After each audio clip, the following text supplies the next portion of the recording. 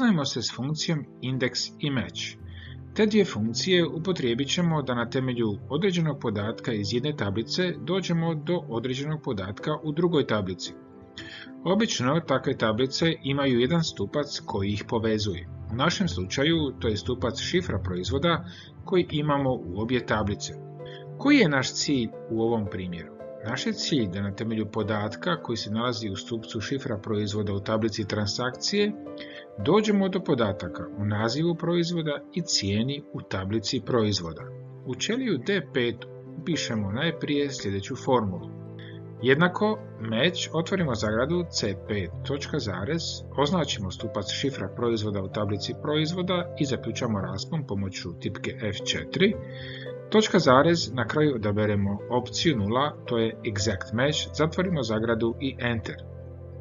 Kao što vidimo, dobili smo broj 10, što znači da je ta formula pronašla šifru J na 10. mjestu u označenom rasponu. Sada upotrijebimo funkciju index tako da rezultat funkcije match bude argument funkcije index.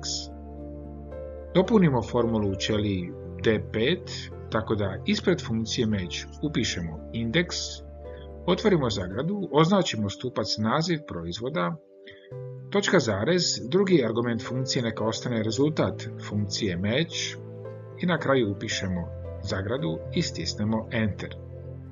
Potom formulu kopiramo do dna. Iste funkcije upotrijebimo kako bismo dobili cijenu. Razlika je samo u tome da vraćamo podatak u stupcu cijena.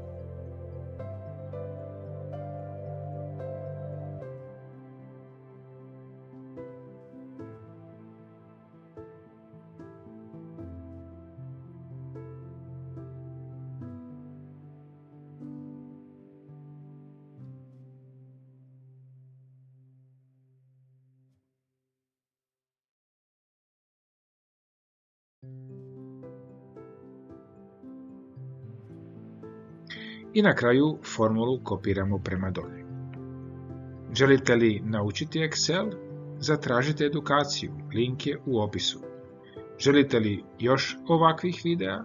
Pretplatite se, lajkajte ili nam pišite.